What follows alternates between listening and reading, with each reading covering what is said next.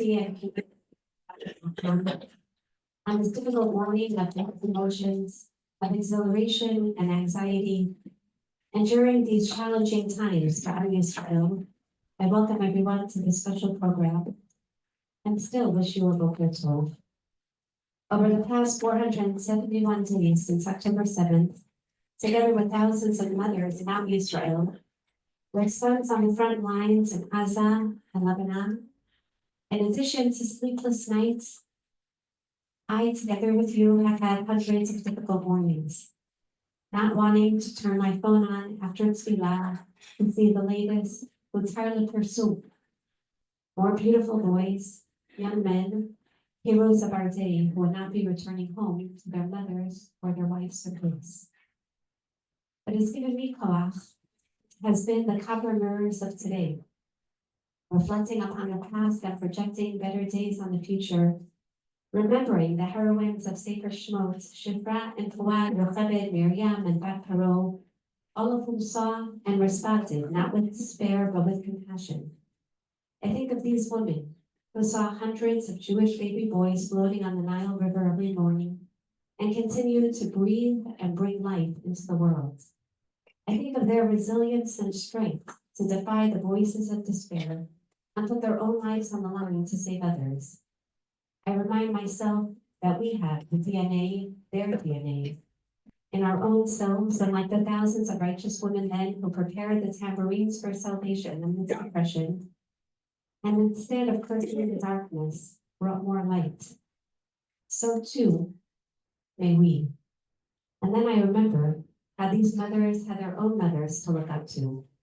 The legacy of Aim and Bat building the Bayit, they had their matriarchs of strength, Sarah, Rivka, Rachel, and Leah. And particularly Rachel Imenu, the wife who so badly wanted to be the mother, crying day after day in life and in her death. It is Rachel, explains the Midrash in Echarabati, whose cries Hashem hears and heeds as we are exiled. Though all the Avot and Imahot screamed out to Hashem for mercy, for all the mothers and the fathers cried for Hashem to have mercy on their children, on his children, as they had on theirs, but Rachel Imenu is the only mother who cries for mercy, not in the merit of maternal compassion, but rather in the merit of the compassion that she demonstrated for her sister. Crying for children is natural, but sympathy for one's brother or sister, especially one with different views, is not. Rachel, who forever stands al Ein Haderech, at the crossroads of her life, and the crossroads for the future of Am Yisrael. The mother at the crossroads reminds us, as Yaakov tells Yosef, of the strength and brotherhood and sisterhood as the bastion of hope. Yesh tikva lachamitechnu Hashem, yeshavu panim l'kulam. This morning, we have the tremendous foot of gaining strength, hope, a sense of even stronger resilience in the face of all the oppression from the mothers, Rachel, of today. Each one of whom, as we know, has not only cried her own personal cries, but has the strength to unify Am Yisrael. Each one that I have the split to call not only a leader, but a friend. Each one with whom I've had the split to learn and teach Torah. Beginning with Racheli Frankel, a not only phenomenal Torah teacher, the director of the Matan Hilchot program, a public leader, a national heroine, and in fact a religious heroine. Over the 18 days that her son Naphtali, together with Baal Shire and Ayal Yifrach, were missing. Both men and women look up to her because of her restraint, her faith, the profound statements that she has made and makes about prayers being offered for the 3 boys' return, and now for all the hostages' return. And this is from Wikipedia. The Kiddush Hashem says her statements to young children that she met at the Western Wall when she said, God is not our employee, revealed a new religious language that she will share with us today as well. Jen, who is not just Jen Early, but in fact, as a good friend, is also a Rachel. On the 5th of Kislev, 21-year-old Benjamin Early, Hashem Yikom Shamo, fell in Gaza. Since then, but even before, Dan has been an inspiration to all of Am Yisrael, speaking openly from her heart with extraordinary strength and faith. We will hear from her not only of the strength that she has and the hope that she inspires within all of us to continue on. And lastly, Rachel Goldberg. Even on my WhatsApp, it says Rachel Abi. Rachel, the wife of Rabbi Abi Goldberg, who during the 250 days that he served in England this past year was missed both by his family and his entire community. Rabbi Abi, as Rachel Danziger herself wrote of him, was never simply Rabbi Abi for those who know him. He was part of Abi and Rachel, a unit so closely knit, so harmonious and beautiful, that it's hard to think of them, the two of them, as apart. Abi, a clarinet prodigy, married Rachel, a gifted violinist, 21 years ago, and the two of them went on together to do good wherever they could. Together, they made music for the entire community in Am Yisrael, leading others in joy and closeness to Hashem. Together, and that's where I had the split of teaching with them as well, they traveled to Memphis as shlichim, lived there for 3 years, left an indelible mark on so many. Together, they raised their 8 wonderful children to follow in their footsteps and treat every moment as an opportunity to do something meaningful. So as one of her daughters said in the eulogy, together they opened their house to gatherings that spread good to the world, to the point that in fact their entire house became a community center. We will hear from Rachel as well through the magnificent moderator that we have the split of having this morning, another Rachel. Rachel Sharansky Danziger, a Jerusalem-born writer and educator, in love with the city and its people. She writes about Judaism, history, life in Eretz Yisrael, is a phenomenal Tanakh Torah teacher here in Netanya Yerushalayim, has taught in numerous institutions, and has most recently co-authored a beautiful compilation to offer us the words in these difficult times as Nashir, the particular words of women Sfilot for Am Yisrael. Without further ado, we want to hear from these mothers at the Crossroads, who will offer us insight into what the modern Rachel Imenu to words of hope and courage today. Thank you so much, Rabbi Chani.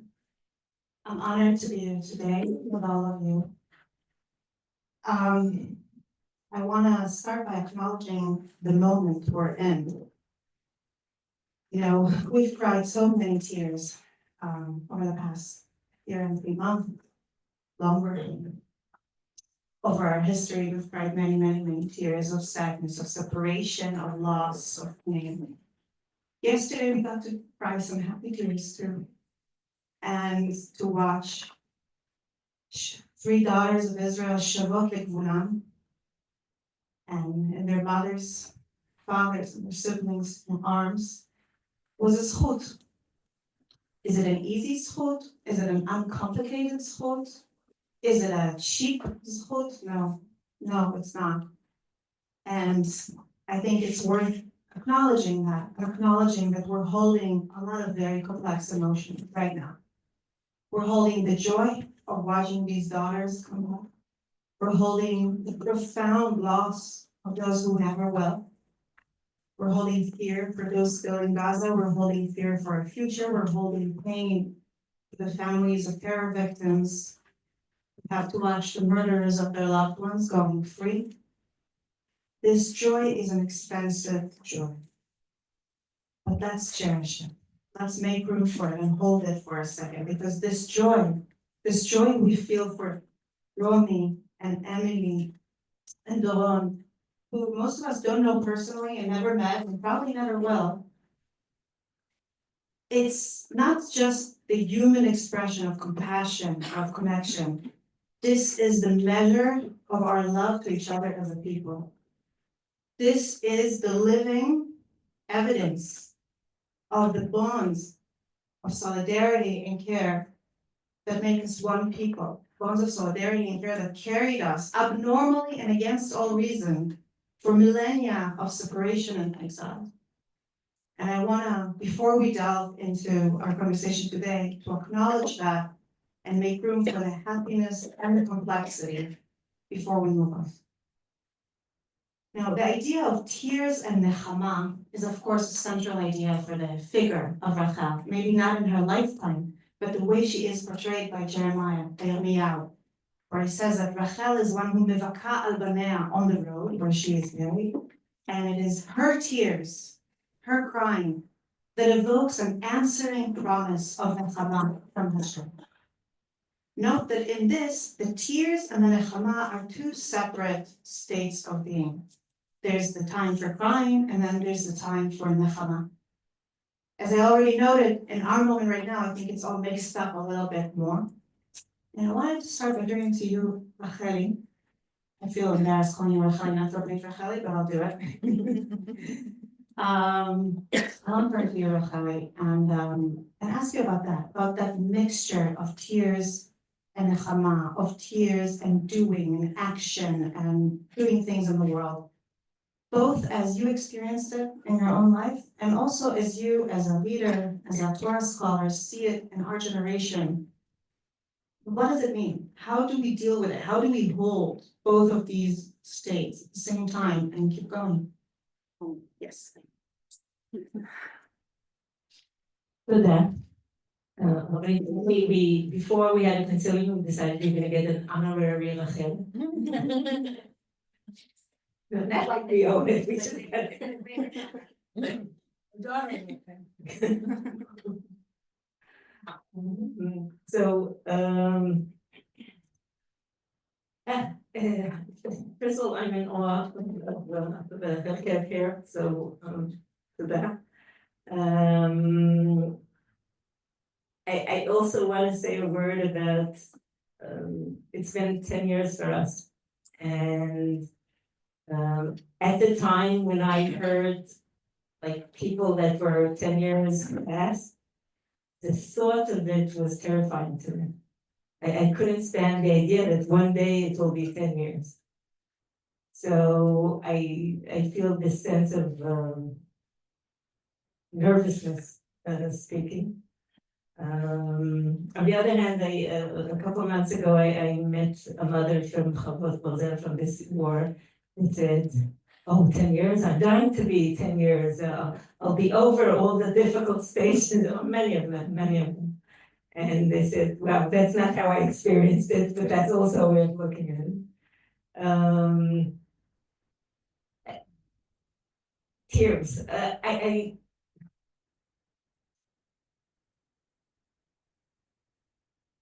We often speak of our own, you see, those are the kind of tears we love hearing. We often speak of Aaron Cohen's response when he loses his son, and the restraint and the Vaydom Aaron, and there's Rashbam that practically says that Moshe Rabbeinu turns to Aaron and says, "Shtok v'tamshich ba'avodah." Just keep silent and keep on working. And I feel we're a product of new generations. Maybe many more, but I experienced the few that came before us that told themselves, "Shtok v'tamshich ba'avodah." You have to keep silent, you have to keep locked up, because there is so much work to do. And there's a world to rebuild, and there's a state to build, and people who saw, like Noach, the world destroyed and the world rebuilt.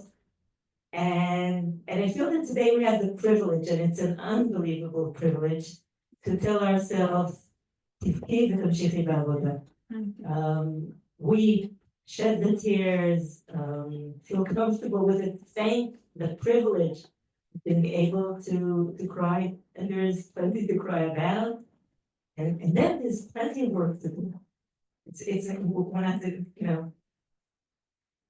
we're gonna sometimes surround ourselves with tears. We're not gonna drown in them. We're gonna, there's really, but mostly I think the perspective is being privileged to dare and cry is amazing because there were so many generations that couldn't afford them. If they would have opened the dam, it would have washed over them and they weren't in a situation where they could have afforded it.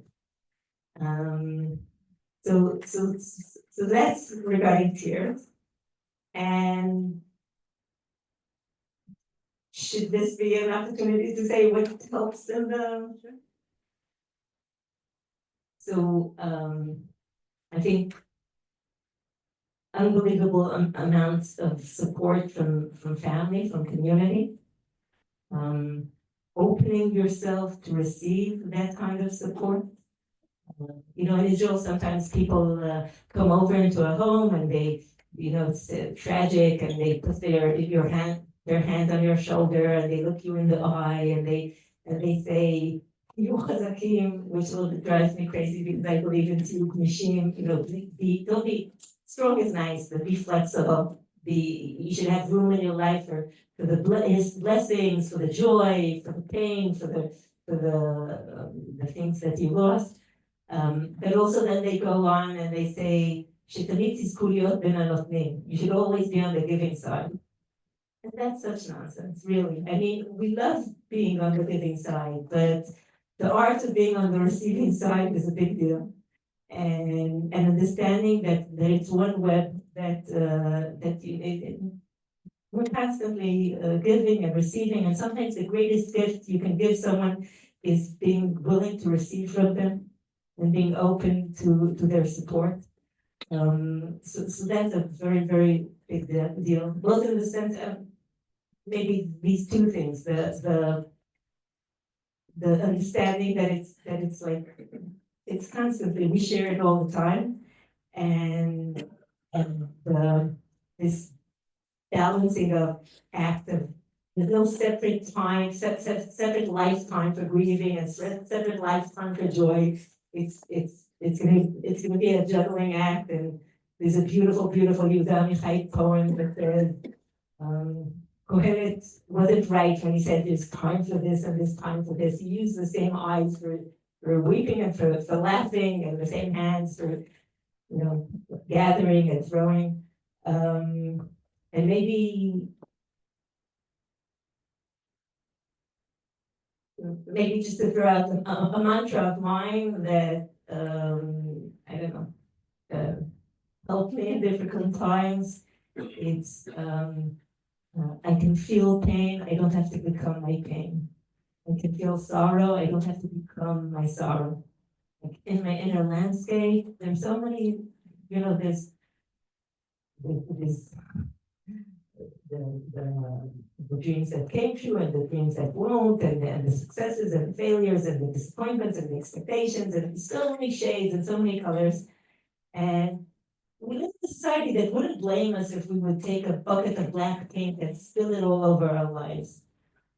To me, and I'm not judging anybody else, we each have our own styles and choices and personality types. To me, it would be just a shame and also a sort of ingratitude to do that. So yeah, I think there's so much we want to hear from other people, but that's all. Thank you so much for this. I think I'm trying to kind of summarize what I take from it. I think the word I'm taking most is elasticity or flexibility. I mean, you can go with the flow of the feeling and be all those things, not contain, but be or allow multitude of things to go through you and hold them and then move on to the next. And I think that is a very powerful model. So thank you for that. I wanted to ask you, Jen, I read somewhere an interview of yours and you talked, I mean, I could see you nodding when Rachel was talking, so I assume the flexibility hits a mark. My role model for 10 years already, man. But the word that struck me in what you discussed in that interview was you talked about, you didn't use that word, but you basically talked about transmutation. You talked about taking certain feelings and then translating them or transforming them or channeling them. and do something else. And I wanna ask you if you can walk us through that. I mean, I'm sorry if I'm saying things, I mean, we're here sitting in the presence of so much love and so much truth. I'm going to be direct, okay? And I'm sorry. It's Shabbat. You come home from shul and you receive the news that the sun is falling. How do you translate this kind of devastation into positivity, into work in the world, into anything other than taking a bucket of pain and spilling it all over your life? Right. So first of all, from the start, we always said that our hearts are broken. And then also, like Michali was saying, being the receivers, our hearts got very full very quickly. And we carry the full heart and the broken heart all the time. And I just keep thinking the same way we have the Lefot Shmurot and the Lefot Hashniyot B'toch Aron Echad, in the same one Aron. We carry both. And I don't think that one is so terrible, one is not contradictory of the other. We can be in pain and also see the beauty and the great, like, there's so much to be grateful for, so much bracha, shefa, bracha. So we carry both all the time. In fact, during the Shloshim, we went to Rav Asher Weiss and just for guidance and chizuk and questions. And he said, remember, you have other children at home, Binyamin is not your only child. They deserve a happy home. And my kids know that mommy can cry at any given second, but there's also music playing, and we dance, and we sing, and we laugh, and we enjoy. And we carry both. As far as channeling, like was mentioned, just being, doing good, being busy. So yes, so we decided to do good with our page. I guess the real, the line being not lama, not why the area is why Binyamin, but lema, what's it all for? What are we supposed to do? What can we do with our pain, and how can we turn it to give to others? So yes, Baruch Hashem for Zocha to have built a retreat center up in Tzfat, a house that we bought for our family for vacation, to turn into Airbnbs, to bring everybody up to Tzfat. We turned it into a retreat center that is now a center that we've been hosting soldiers, anybody that's been directly affected by the war. Again, because we had this house, it was really a beautiful kli, a beautiful vessel, and we've been hosting displaced children that were in trauma and all sorts. And being able to care for them. In fact, we had Binyamin's army team, his tzedak's come for Travis. And we pampered them like crazy. And they said, Jenny, like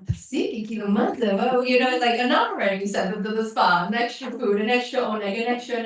I said, anything I would want to give my Binyamin, I'm giving to you guys. And that's really it. All the pampering we would want to do for him, yeah, all of me talking to. And so Razocha, and obviously it's called Beit Binyamin. But it's also helpful. It's healing to know that we're doing something positive with the pain. And yes, we can sit with the pain, and we do, but also to be able to channel it and give, Binyamin, I don't know who's trying to run it back. I'll just tell you a quick story with Binyamin in the war.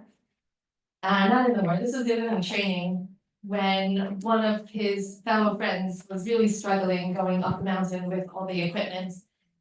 And he's struggling, and Binyamin said, Elliot, put your hand on the guy in front of his back and help him.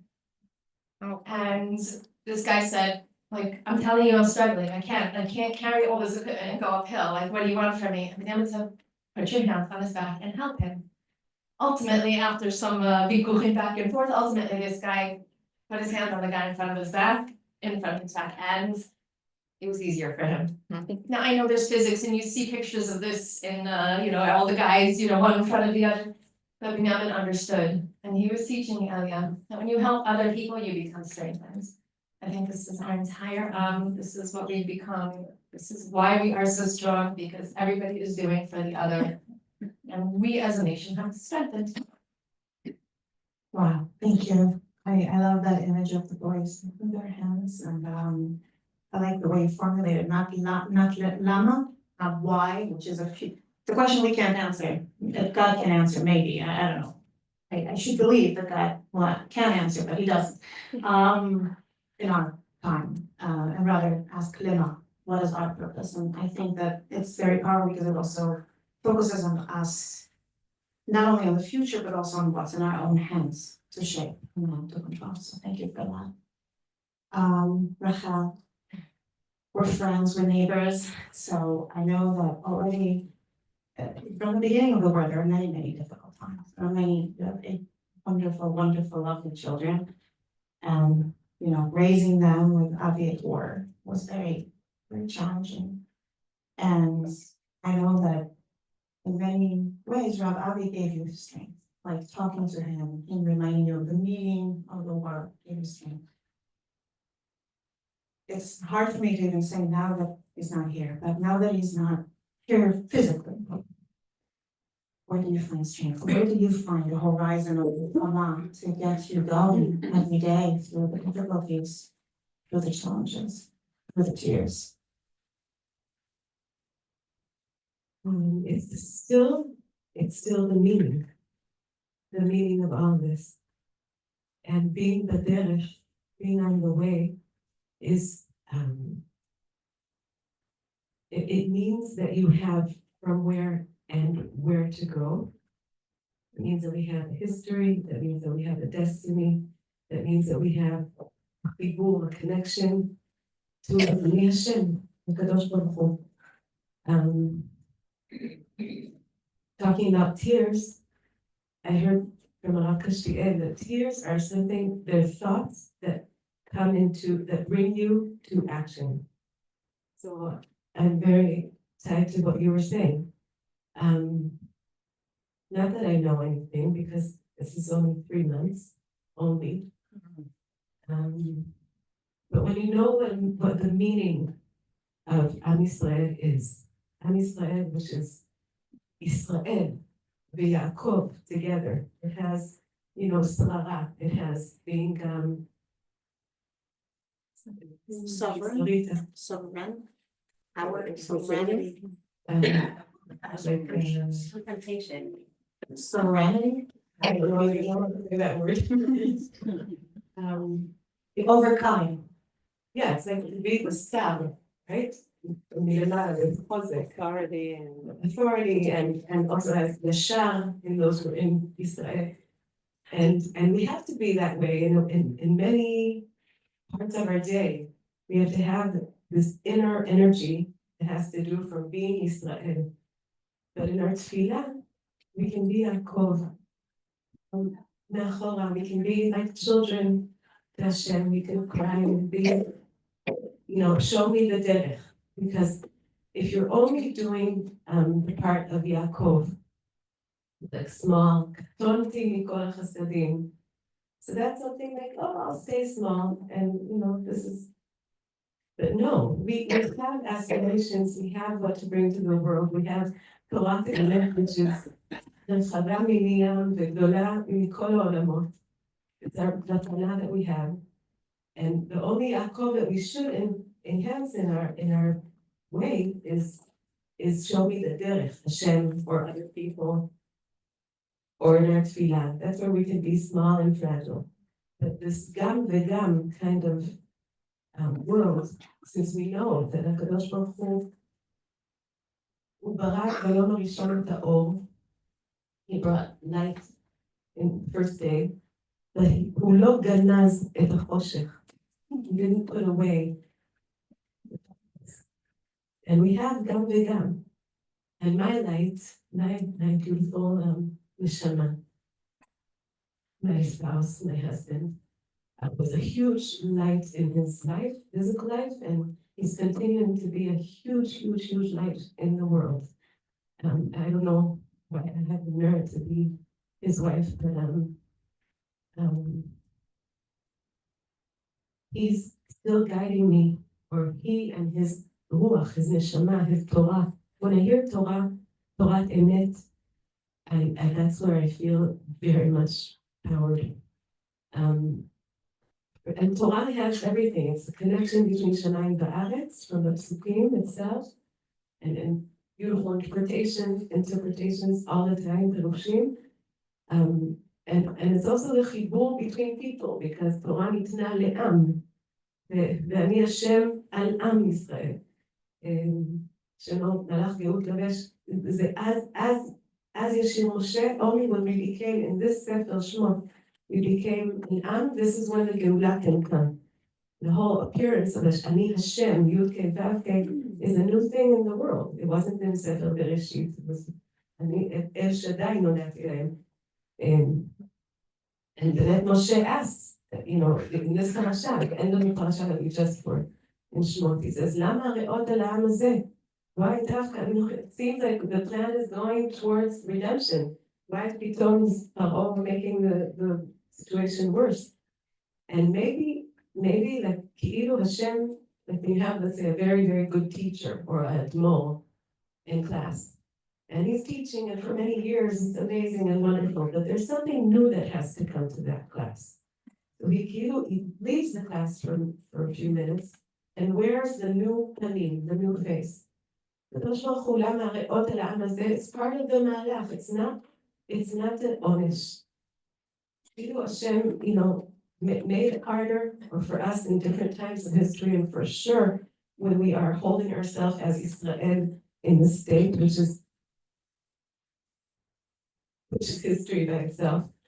And Hashem will come in new rachamim, in new ways.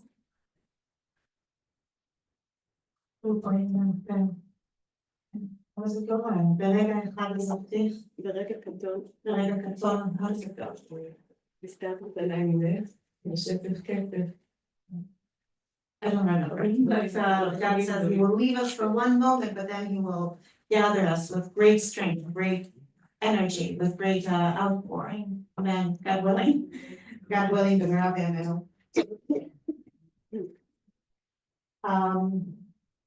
Rachel, you're connecting us to very big things, to Am Yisrael, to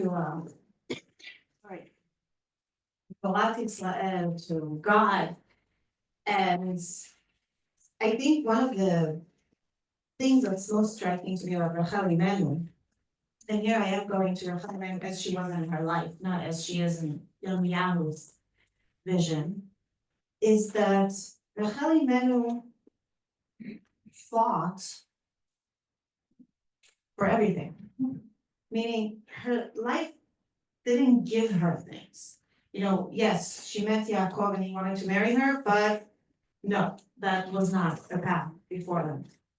She became his wife after a while. She wanted to be a mother, but no, that was also blocked. That God himself didn't give her, you know, Pribetem. She wanted to build Am Yisrael. She only started and then she lost her life and had to be buried on the way. She didn't make it to the burial place. She didn't make it to the resting place of the family. She is constantly in a space where she needs to push for what she wants, when she needs to act for what she wants, where she needs to work and pray for what she wants. And we'll touch upon that later. But I want to point out that because of that, because she has all this drive that we see over and over and over again with Rachel, it's all the more remarkable that she's able to put her sister's well-being before her own.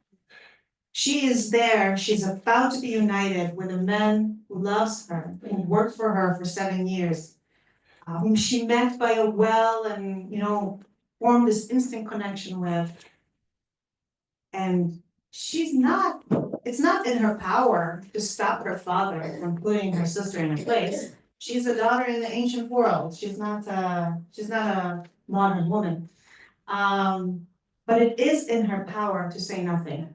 And as the Midrash says, to let the deceit be exposed by Yaakov before the marriage can take place, and let it be set to rights, and open the way for her to marry Yaakov properly at the cost of her sisters and their sins. And she refuses to do so. Faced with the fulfillment of her desire, she is able to set herself aside, make room for someone else. I recently read a drasha by Tali Adler from Hadar, who said that in a sense what Rachel is saying on a metaphysical level here, it's not just I will put my sister's, well-being before my own. She's also saying, not without my sister. I'm not willing to enter the covenant, be it the marriage covenant or the covenant with Hashem as the founder of the future nation, if it means excluding my sister in this harsh. When we talked on the phone, Jen, you said that this ability of the child, this ability, levater, is something that's particularly important to you, is something particularly meaningful to you. I'm going to ask you why. What does it mean to you now, today, in our moment in history?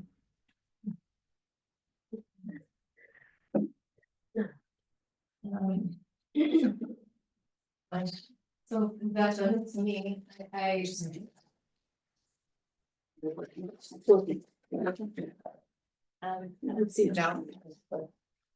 I always felt that Reynolds is one of the keys to Israel's success.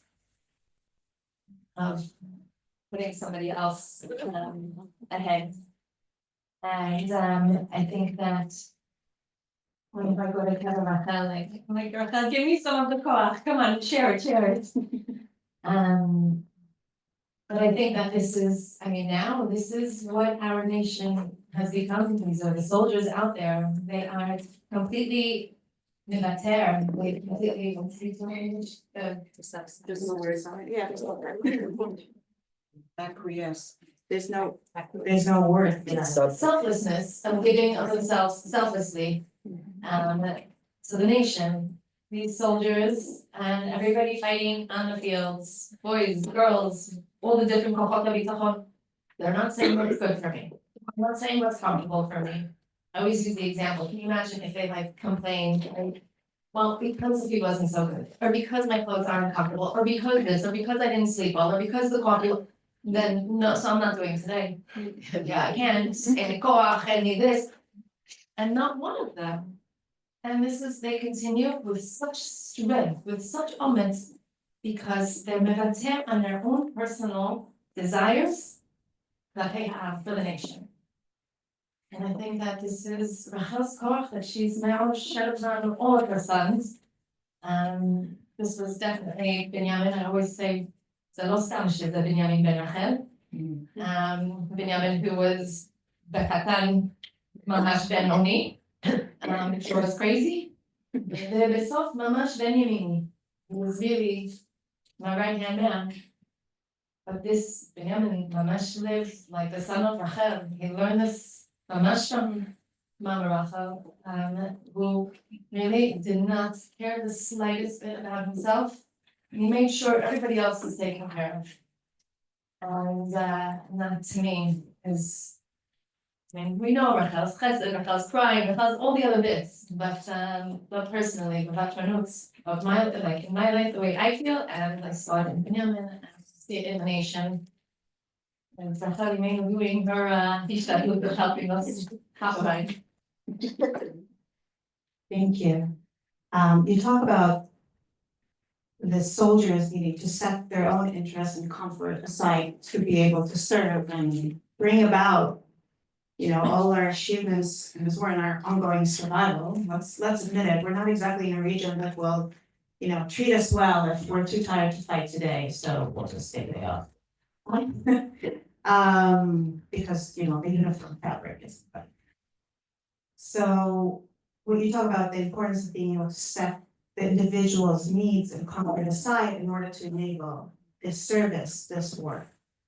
Something that's very much on everyone's minds, I think, really from before the war, from the days of the judicial reform and the struggle around it, is also the need to put something of ourselves aside to make room for other people in our society so we can create a shared society. And sometimes it means actual compromise. There's not going to be a solution for the arguments between us that doesn't involve either compromise or aggression in one sort or another. And I don't mean chas v'chalila civil war. I mean like forcing a solution on other people. The only other way is compromise, is saying, okay, we will only do some of the things we want to do, and you do some of the things you want to do, and we'll live together.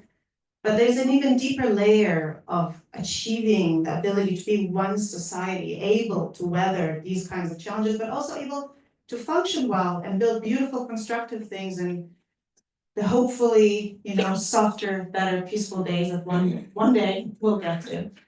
And that is a layer of not just compromising, but being able to hold your opinions, being able to believe what you believe, and yet make room for other people inside yourself, being able to listen to them and cherish them and appreciating their perspective. And in a sense, I think being better and harder than compromising in politics or, actually finding a way to compromise and balance things. And I wanted to turn to both of you, Rachel and Racheli, about it. I'll start with Rachel. You and Rav Avi form connections wherever you went. You always open your hearts and your homes to everybody. And in the year of the struggle over the judicial reform before the war, you hosted in your home these gatherings for people who support and oppose the judicial reform and gave them the opportunity to hear each other out. And I remember we talked about it at the time, and you said that the point is not to convince anyone.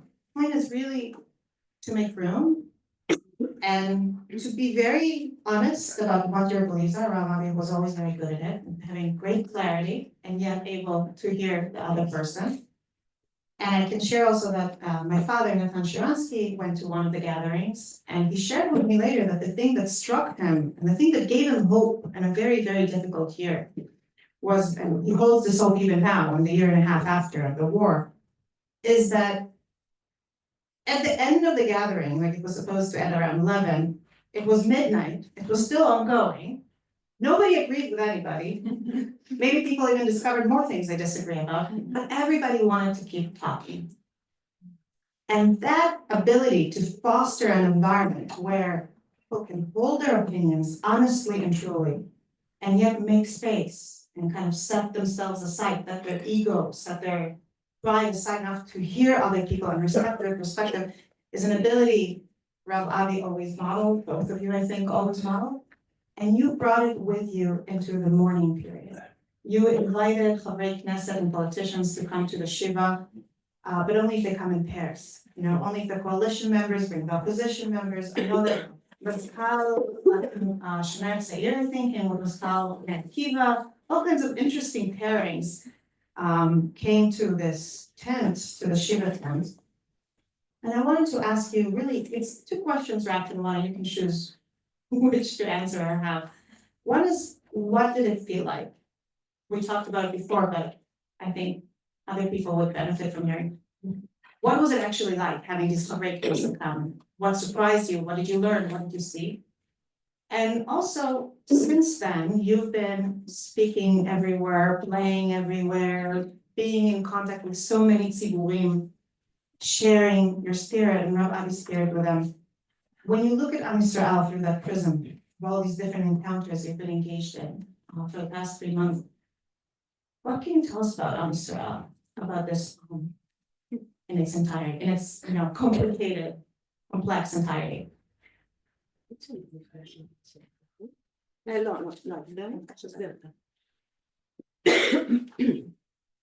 Well, I remember the last these meetings that we hosted at home and also joined others. We called it Zman Lehakshiv, time to listen, and it's formed from. I won't say how it exactly formed from Ubi and Janet. His family and us are very close to their Shadchanim. But one of the people that we met the first time was the Rosh HaMecha'ah, the head of the demonstrating in Yerushalayim, a sweet boy, Liam, 25-year-old Ben.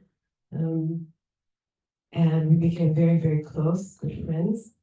And his last words in that meeting was that he hopes שכל מה שהיה פה יחלחל למעלה.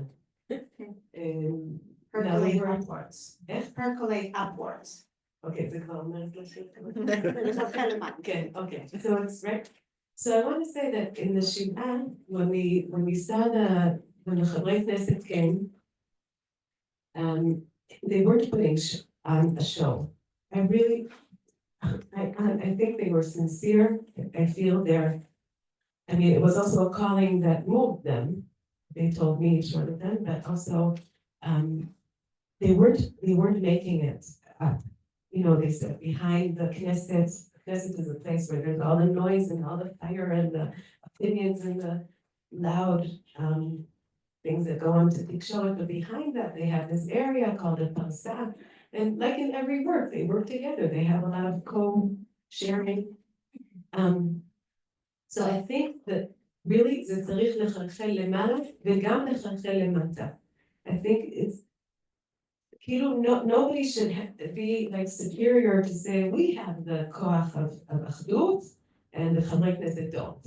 And the חברי כנסת, you know, who do speak about אחדות should also not have that kind of doubt. Like, you know, also people בשטח, we all have to understand that there's a shlichut for each, there's makom v'shlichut l'kol davar. And we have in this parasha, where again, Moshe says to HaKadosh Baruch Hu, send somebody else. And then Hashem, and then he says, but I can't speak. Another more and more ti'unim, not, and Hashem shows him otot v'niflaot.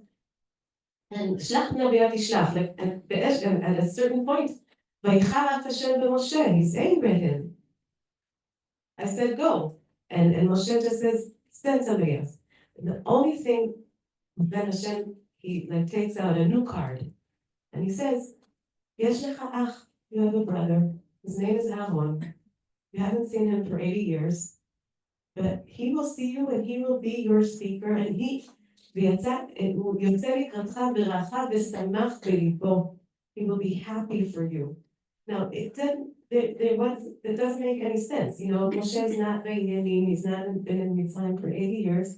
Aaron was the one who's the heart and the listener and the ears for all the people.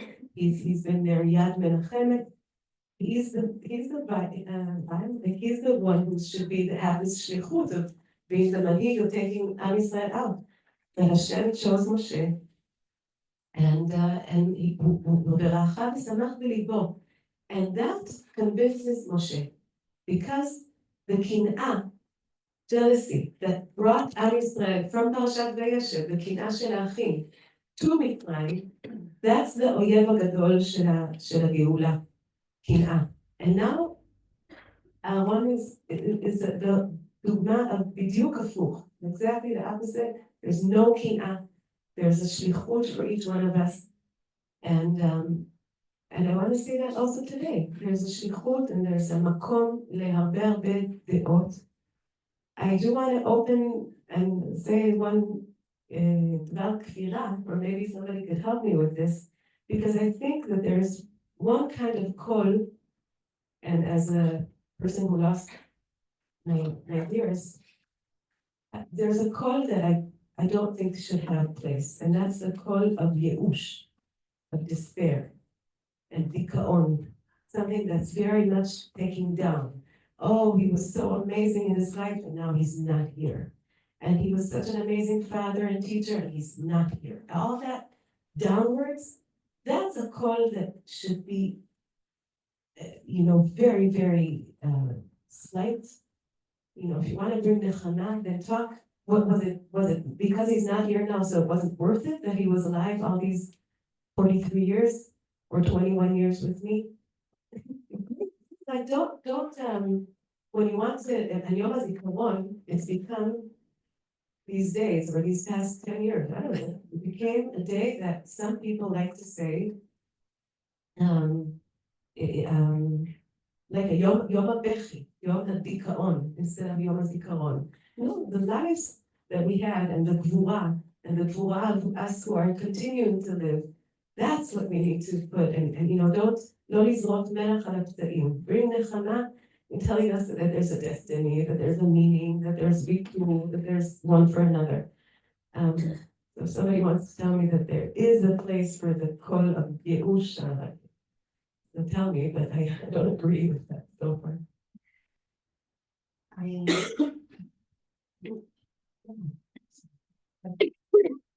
I didn't intend to, but I have to because of what you said. Thank you. I have to read to you a message your audience sends me. Okay. I didn't had many occasions to correspond with him, to, but he once messaged me when we talked about some programs we made for the community and he participated in it and I thanked him. So he said, I feel like it just echoes so strongly everything you said now. He said, שיהיו בשורות טובות, let there be good news, ובעזרת השם נתגבר ביחד, נעודד ונרים את הרוח הפרטית והלאומית. And God willing, we will overcome together. We will ne'oded, encourage, and uplift the personal, the individual, and the national spirit. And I keep coming back to this message because I feel like in a very few words, he captured all the elements. The together, that we can't, none of us can do it on our own. If we want to raise even our personal spirits, we need each other.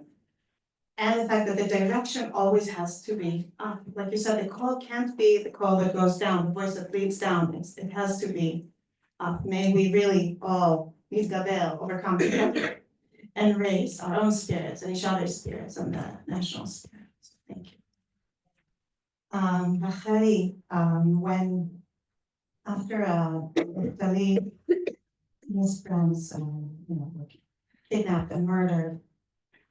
And I have to say, on a personal note, I was a young mother at the time. We had very little kids, so I couldn't go to the Kotel, and I couldn't go to Tel Aviv, but I just sat at home and cried and prayed with Am Yisrael. And I gathered other mothers from the neighborhood, and we all felt our hearts beating with yours, very, very powerfully. And you chose, as I assume part of the process of not just spilling a bucket of black paint all over your life, to commemorate Naftali and his two friends by creating Yom Achdut, right? Day of Unity, and Pas Achdut, right? Am I using the right terms? Pas Achdut. I even came to one of your Tkasim once. And I wanted to ask you if you were willing to share a little bit of both what it is and what led you to choose to focus on that, and what have you seen as you've been doing that over this past 10 years? Thank you. I also have to respond a little bit, okay? First of all, in the very beginning, when you were describing Rachel and the process of her life and everything, and I thought how all of Am Yisrael knew why you were named Rachel and the years that were waited for you. And then I also remembered when your father came to our home during the 18 days of the kidnapping. Now, for us, it seemed like an eternity. Today, it's totally dwarfed. Maybe it's like they send the word of like teasers for a program or something like that. And I realized there's a difference between something that's critical and crazy and very acute to something that becomes a very chronic pain, and we're in a very different world now. But then your father told us that when he was in the Gulag and he had no connections to the outer world, he felt in the innermost part of his existence that there are people out there praying for him, shouting for him, calling for his release. He says that he seems to be a very, very rational person, but he said it in a mystical sense. I knew it, I felt it. And for us, it meant the world, because we said somewhere, wherever they are, we believe they were alive, they must feel what's going on here. And it's very meaningful today, because I think it is both on a rational and a mystical level. The fact that there are people out there, that there's other things, as many of them as possible come home alive, that they experience that we out there, we don't forget, we pray, we cry, we do each in their own course, what we can is very significant. I know it was very significant for us. And forever grateful to your father for bringing that up. Another issue is there's Rachel and there's Rachel and Leah. Rachel seems like a very preferred, loved wife, etc.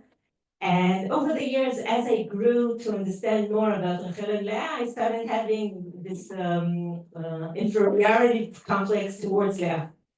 Because Rachel is very nice and pretty, but she's not real life. The rov minyan and binyan of Am Yisrael is Leah. And then you reconstruct it, and you understand that it's Rachel and Leah together that build Beit Yisrael. And I don't know, similarly, but in another line of thought, at the time, we were so full of gratitude towards the unbelievable hug we got from Am Yisrael, the unbelievable support, people were beyond words. Everybody in their own way that's sensitive and creative and proactive and reaching out to us. And that's quite a heavy load on your shoulder, walking around in the world feeling like you owe thanks to everybody you meet, Thank you.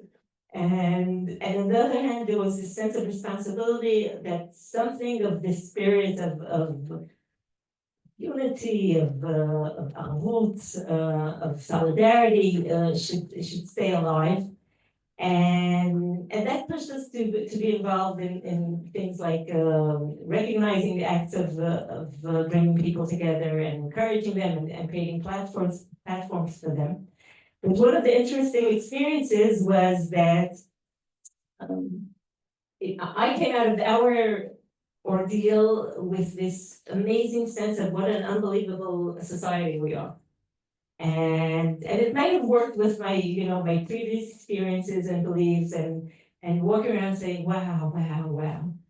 And then when you wish to become more of a social activist, you understand that you need a critical eye in order to identify and to work at advancing things that have to be corrected. And I found it very difficult to balance these two things in my personality. Being amazed by the people and how amazing they are and how wonderful they are, and being critical of what has, identifying what's wrong and what has to be advanced, etc. And I grew a great appreciation to the fact that as a society we need both kinds of people. And that we each have our tendencies, the more critical type, the ones that have the eyes for what's wrong, and the more, wow, amazing, we're, and sharing, and often it's a personality type, sometimes it's a life experience, and this, having a merchav lakshiv, a place where we can actually share and listen, and lots of such opportunities. It's only when putting these forces together, we can actually really get places. So many such experiences of understanding the Rachel and the Leah and the Pollyanna and the criticism, and over time it became a growing understanding of what needs to. It goes beyond the kitsch. It's a true reality, and.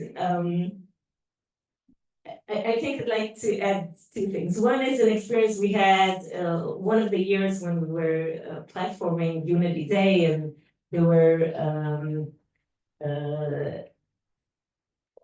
there was a town in the United States where all the communities, the temple, the synagogue, the shul, there was a reform one and a reconstruction, whatever, okay, that one, and a couple of Orthodox one and a conservative one, and they all came together to have a Shabbat meal together.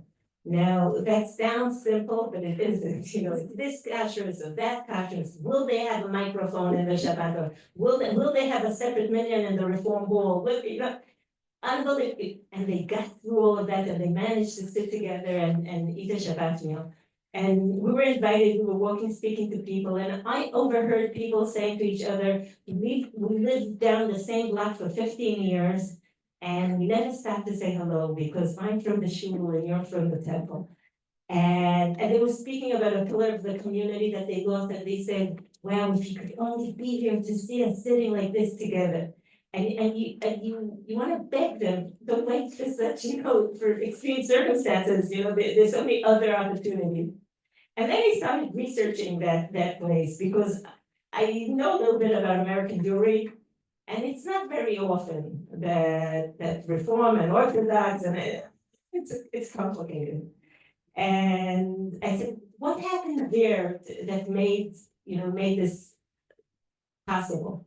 And I learned that for 20 years, mostly unbeknown to the community, to the wider community, the leaders of those shuls, those synagogues, temples, whatever, a whole bunch of rabbis, like 5, 6 rabbis, led a chavruta, a learning group together. And somehow that created the reality that eventually made it possible to actually sit together. And I think such things, there's rabbinical leadership, there's lay leadership, there's women's leadership, just people that care of all walks of life, learning together, learning Jewish texts together. And we know we have very different takes on Jewish texts often. But that itself is a merchav hakshava, is a space for listening. I once heard from someone, during their child's teenage years, the one thing that absolutely worked for them was learning a chavruta. Because in chavruta, you can find it out, and and it's all the text, it's nothing personal. So such opportunities are so precious, and so family you never know where it leads, but it leads to good places. And lastly, you were talking about despair, and I can't, and of course I feel like you that we say there's a place for every voice, but the thing is, and we'll use the most famous of Nachman language, there's a difference between a broken heart and what he calls atzvut, but atzvut in his language is desperation, depression, the poisons of our life. And he says, being brokenhearted, that's precious. It's precious for HaKadosh Baruch Hu, it's precious for a person. It's the opportunity to be vulnerable, to actually feel the pain in the world, to be connected to some aspects of reality that can be, hopefully, could be confronted and shouldn't be avoided. Being brokenhearted is a place where oxygen could get in, and eventually something will grow. But when people that's the desperation, the depression, the poisons, we sometimes face them, but that's something to try to avoid. And he says, it's what Nachman says, he says, people like you, people like us, it would have been nice if we could walk with our hearts out of our sleeves all day. But that might lead us to depression and desperation. So what he calls for is an allowance. We should have an allowance to be broken-hearted. We should have a place in our life, whether it's prayer or and everybody handles how much of their resources they can take. How much of this is right for them.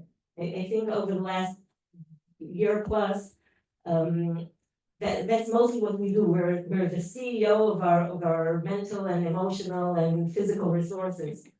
So the allowance to be of broken heart. And then he goes on to say, and the rest of the time, and this sometimes even sounds like a profanity. The rest of the time, one should be besimcha. And he said, are you kidding? Don't you see what's going on in the world? Simcha, are you serious? And he says, yes, I'm talking about an allowance for brokenheartedness, an allowance for joy. Maybe not perfect happiness, but joy, like Zach says, joy lives in the moment. You can, even if you're not happy, you can choose to experience joy. And Nachman continues to say, and then sometimes you meet someone and he comes and his world is shattered, and you light up your face to them, and it's like a mouth-to-mouth resuscitation.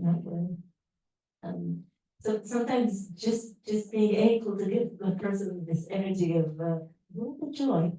I agree with you. I am yet to find a place where the spirit of positive power in the world, but we shouldn't be confused. Allowing ourselves to be broken and allowing ourselves to be joyous, because there's so much to celebrate, and there is. Eventually, being the manager of our personal and family and spiritual and national resources is our greatest challenge, I think. Thank you. I want to respond to that last point before we go back to Rachel once more and round this up. You're talking basically about, like you said, being the CEO of your emotional life, right? And I think I love that. I'm gonna use that phrase, CEO of my emotional life. I feel so important now. I have a tag, I have a name tag, I hope I have salary, I don't know about that. But I It's think. an open space office. We weren't. We're working at, we weren't gonna CEO and emotional, like, I wanna say that this is always important. And I think it's especially important when we're dealing with terrorists and with state terrorism, basically, that Hamas rules Gaza, rules sadly Gaza. But it's also a terrorist organization and it operates in the logic of a terrorist organization. And this is something I learned from my father. He said that when he was in the Gulag, the real war wasn't stuck.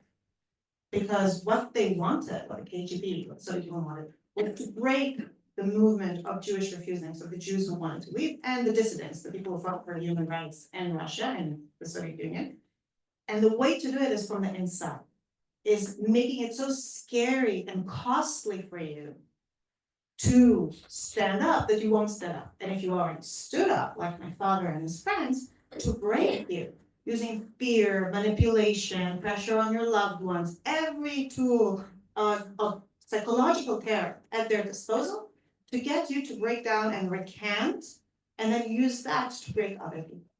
So for the 9 years he was in the Gulag, forget like the psychological warfare before that, but in the Gulag, it was a daily battlefield of them trying to manipulate and scare and break you and withhold letters and tell you lies and all kinds of things just to get you to do what they want.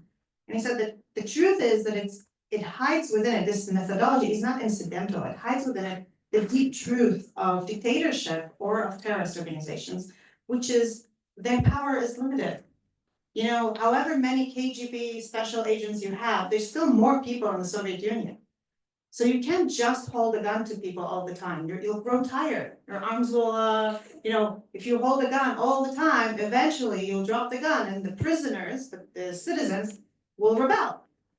The terrorists, as terrible as the cost they inflict upon us, and who knows better than you here, how terrible these costs are, they can't reach all of us in our homes. Like they don't have that power. Baruch Hashem, we have a state protecting us. Baruch Hashem. But they can reach our hearts. They can reach our interiority. They can scare us. They can intimidate us. They can harvest within us. They can make us act impulsively. So when we're dealing with these kinds of enemies, it's, managing your own emotions is not important just for ourselves and for our environment. It's of national importance.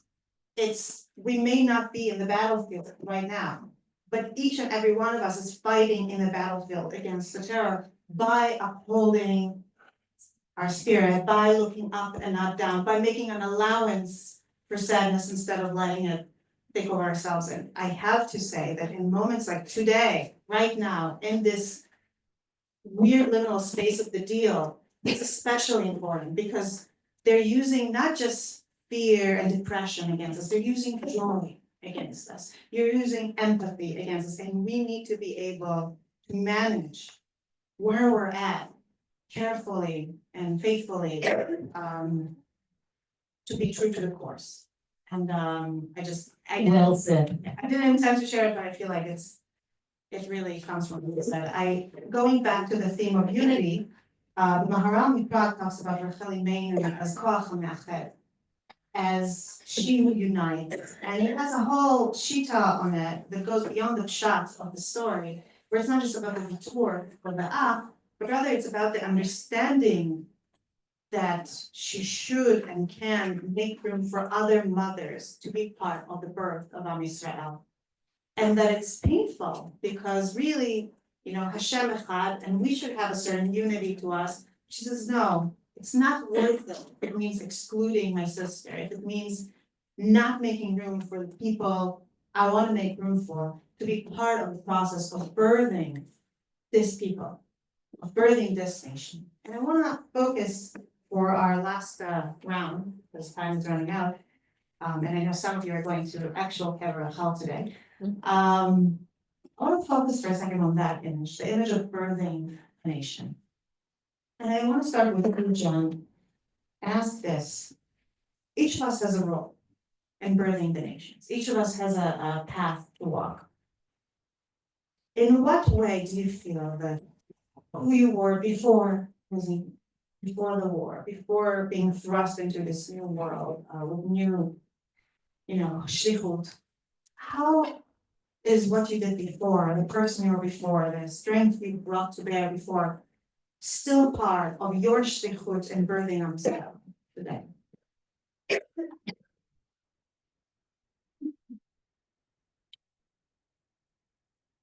I'll just back up a tiny bit more than that. That is when I was actually pregnant with Benjamin, a little bit more. When I was pregnant with him, I was put on bed rest for 4 months. I'm a very active person, yeah. Even now, it's hard for me to sit still. But I did everything. I mean, and now I'm told I can only get out of bed every other day for 5 minutes. And my husband has a food shop, and who buys the green tomatoes? Like me, it was very hard for me. And I realized already then, Benjamin was teaching me a lesson. Mommy, you're not in charge. Mommy, you let go, and let Hashem do. And it ended up being the most glorious 4 months. Chavrusas, and I wrote articles. It was really, really amazing. And which, by the way, I wanted to say, I think sitting in like such a presence, obviously in a Beit Midrash, but among such women, really realizing that Torah is mamash eitz chaim. We hold on to it for dear life. It is our lifeline. It gives us life. It gives chaim. Just listening to all the Torah just being your source of strength. I very much appreciate being in that surrounding. But really, we never already talked back then. I mean, just not go. Even now, Friday, mamash yom kashe. Everybody understands. It's so misubach. The situation was so difficult, and then went into Shabbos. And I feel bad for people who down next to me because they probably think Jen's very sad, but Jen's not sad. Just when Jen's happening, it's finally a time to like connect, and then the emotions all start coming out. Thank you, Hashem. And I realized Hashem does not create lose-lose situations. Hashem creates a win. And matzah, we know Hashem doesn't make a situation that we lose. Actually, this has to be a win. Pashut. We might not just see it right now. We don't know the form of Geulah. We don't know how it's all going to pan out in front of us, but it will be. And this birthing process, so before I always said, like, okay, I was a personal trainer, I am a personal trainer, I'm an exercise physiologist. And I always believed in, people knew that when they came to my exercise classes, they have to make their Kol Torah beforehand, because there's gonna be some Torah in the exercise classes. And because I always believed healthy body is there to have a healthy soul. You need it both. And now I feel, okay, so now with this new chapter, it's really about not just for personal training, but for national training. Everyone, this is Beit Binyamin, recovering the body, letting you heal, all that, but with scarring, with nigunim, with it's all about healthy body and healthy soul. And this is, I feel like this is why I speak sometimes, because it's just trying to encourage this. And we have to be healthy, we have to be strong, we have to be there for each other, we have to be united and physically there, and then also soulfully. And, you know, one of the things, I know short on time, one of the things I was thinking about as we both were speaking was the 12 Shvatim, talk about Rachel, Bilhah, and all there. But this is, Yaakov understood that they're all different and they all make up the one nation. And they all have their Misha, and this one is Manhig, and this one is Levi, and this one is teacher, this one is a businessman, and this one is a soldier, and this, and they're 12 Shivteka together. And this is Yaakov's message to his sons, like, this is how we close up Sefer Shmot of the individuals of saying, no, you want to be a nation? You're 12 of them that make up one. And I think that this is also the piece of Rachel and the piece that she understood with Leah and the piece that our as becoming a nation and birthing pains of saying, yeah, people, like you're born anew, be born as an and there's a Hashem Shemizkeh. Amen. Amen, thank you. And if you don't mind me sharing, and just started a course of midwifery. Just started learning midwifing. And you're a wonderful musician, a wonderful nurse, and you'll also be a wonderful midwife. And I feel like when we talk about birthing a nation, right, there's a lot of roles to play. There's 4 mothers for Am Yisrael, right? Like, and I'm just talking right now about Rachel, Abinah, and Zilpah. I'm not even talking about, Sarah and Rivka, who are of course also our mothers. It takes a lot of, like you said, it takes a lot of different kolot, a lot of different parts to create a nation. And you're now practicing it in reality, in the reality of bringing life into the world. And I can't say that without saying that after reading this parsha, that the role of midwives, the role of people who prioritize bringing life into the world, even at risk of themselves, even when it's hard and dangerous, is placed at the very foundation of our nationhood, of our love, And I want to ask you how you see it. How do you see the birth pangs we're going through right now as a nation, and what can we do? What do you do? What can we do? Help as a midwife and as a wonderful person.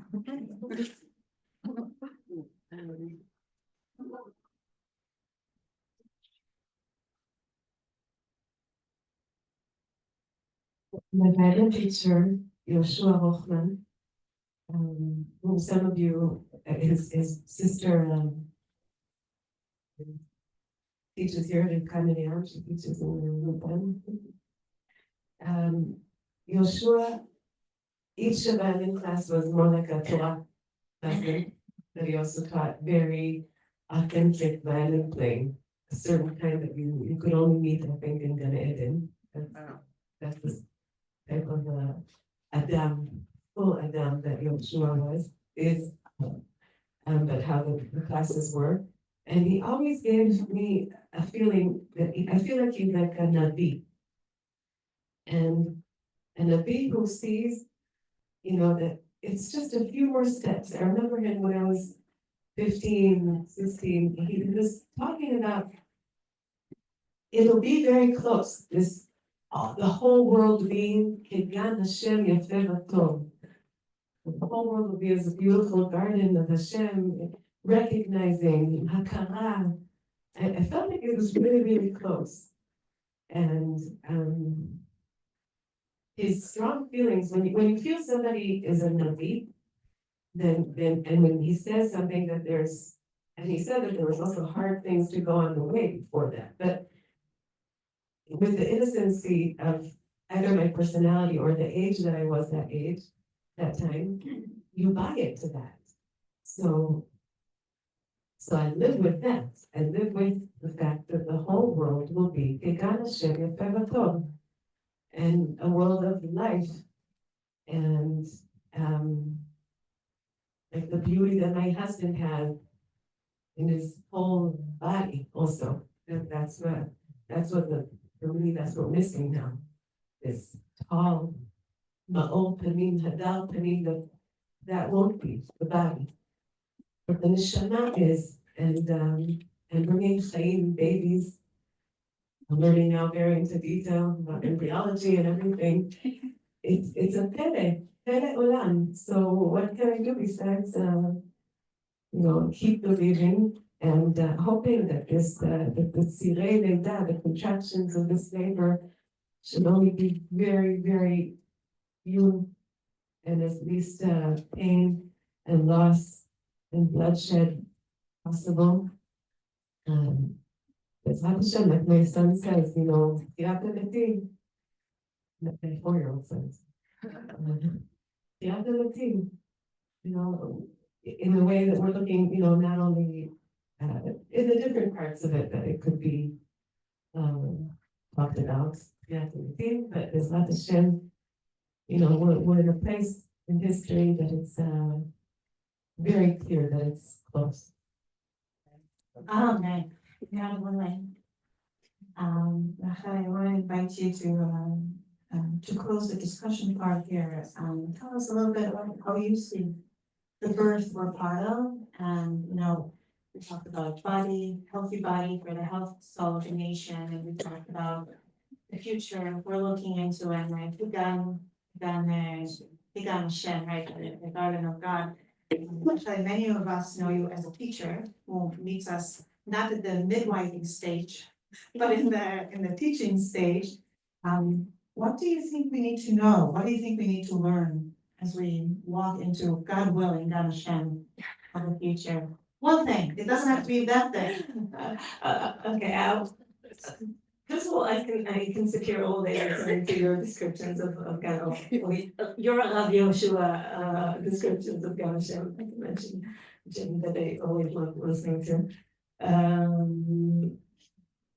That for a very long time, and I think maybe it's time again. I remember Sunday, the day after Simchat Torah, we were creating a Zoom for our students in the other place I work, Mishma, and and they said, okay, so we're gonna get everybody together and we'll see how they're doing, whatever, and Rachel, you'll teach something. I said, what? You know, like we had no words. So I went back to learning a piece of Rav Lichtenstein that he taught after the Yom Kippur War. It was actually only, I think, about a year in the country with his family. And he was a Rosh Yeshiva, and they suffered, like the whole country, terrible losses. And after analyzing the whole topic of bitachon, he went on to say that he understands there are two types of bitachon. One is the very hopeful, positive, optimistic bitachon. If you're a soldier and you're going into battle, you need to know that you're going to come out victorious. If you're struggling with a very dark place, you need to know that the dawn will come. And then he said there's a different type of bitachon, and he spoke about the image of a baby that clings onto his mother, not because he wants to get anything, not because she promises that everything will be okay, not as a manipulation of any sort. It's not trying to get anything, just because that's his place in the world. It even has even sometimes a bit of a tragic side to it. Even in the worst of times, this is where I cling to you because this is where I belong. And he even goes the whole way to say, maybe the first type of bitachon was the type of bitachon that taught us that Hashem's going to be at our side. But this type of bitachon says that even if for a moment he's not at our side, we declare we're not budging from his side. Okay? And then he goes on to speak about balancing the two types of bitachon. He says, maybe and this is post Yom Kippur, maybe we have this on a social level, on a personal level, this unbelievable ability to sacrifice, but we thought because we're on a straight line to Geula, and there are no mishaps on the way.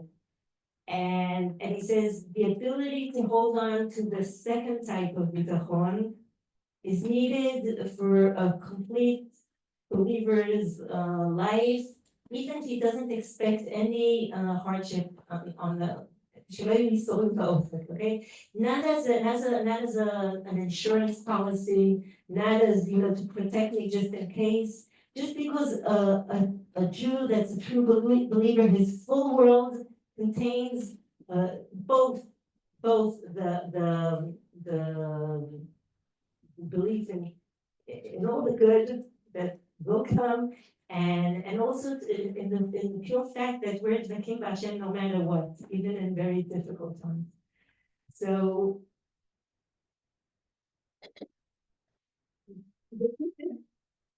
I feel a lot of optimism. Okay, people,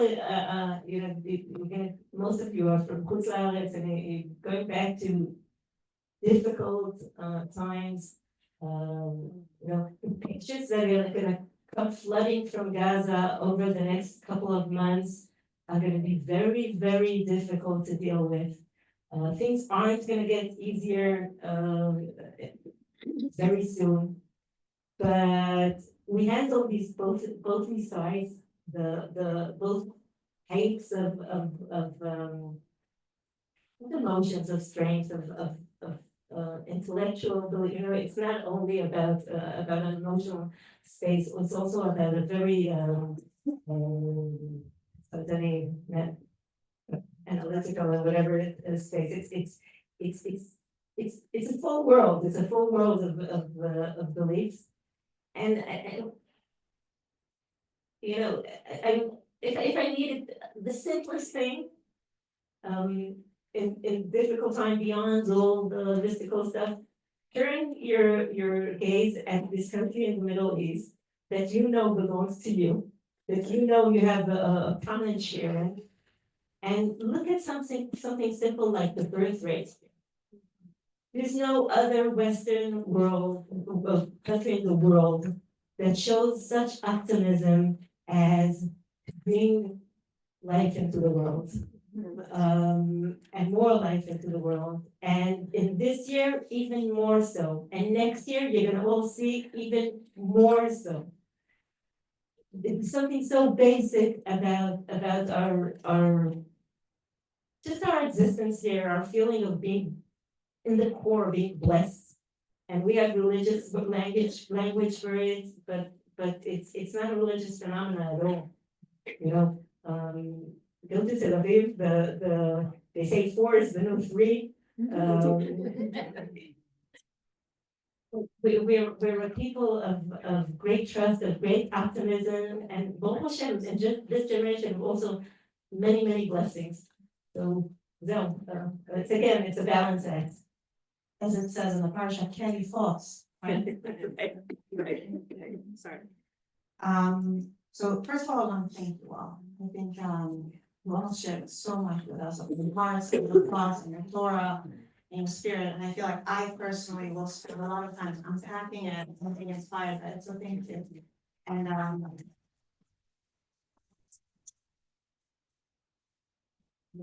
before we go on to unpack it and try to see our own thoughts, and one more thanks and one more thought to close the event.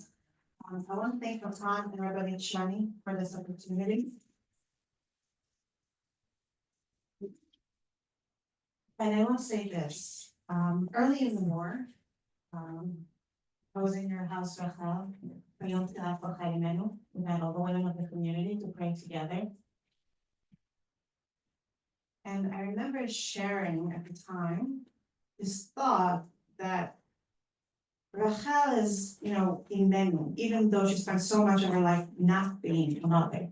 She was so focused on being a mother. She so wanted to be a mother. She was willing to bring another woman. Not only did she bring her sister into the marriage in order to spare her sister's feelings, she brought another woman, Bilhah, into the marriage to bring life into the world. She is a woman who's so dedicated to motherhood.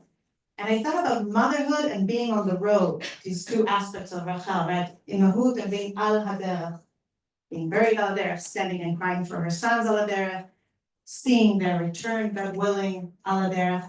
And I thought that the two have something in common. Because parenting, in my experience, motherhood, I didn't experience anything else, but motherhood forces you to acknowledge that your work is in the moment and you can't control what's ahead. You don't know, you don't know. When your baby's in your belly, you can start looking for shidduchim, you don't know. When it's time to choose a school, a primary school, it's too early to start talking about what unit in the army he's gonna go to, because you have no idea what's gonna be right for him, you don't know. And the work is always here and now in this little bit that's known and seen and visible. Just like being on the road, when we're on a journey, on a real journey, not like, okay, now I'll walk 10 minutes back to my home, a real journey. I don't always know what turn the road is gonna take farther down, further up, let's say, we're looking up, further up the climb, the ascent to a better future. I have a job now just to decide, do I turn right or do I turn left? Do I go around this or under that? And that's where my work lies.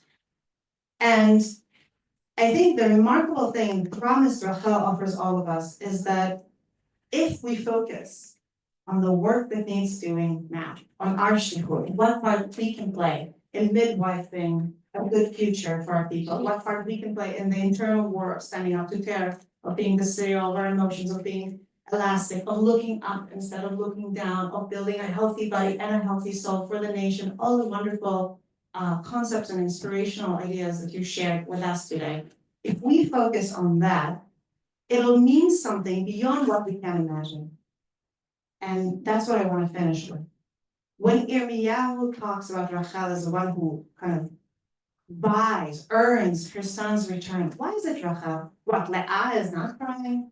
What, Abraham is not crying? No, according to the Midrash, they're crying and they're begging. But Rachel has something to offer God as a compelling argument.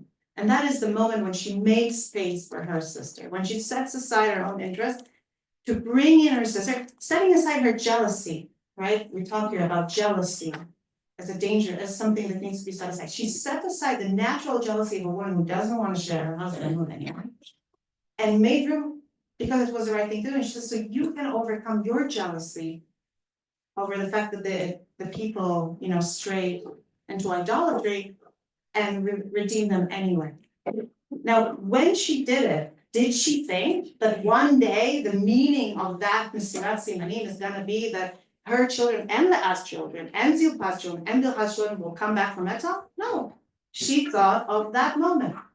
Just like as parents, as people on a journey, as Jews on the journey towards rebirth, God willing, to Gan Hashem, we don't know what we do today will mean. We can only focus on doing that. But we have this model of Rachel Imenu to remind us that what we do now in this little stretch that is in our hands to control will be a seed of something under God's eye. And God willing, bring us to Gan Hashem all the better, all the faster, all the healthier individually and as a society. Thank you so much.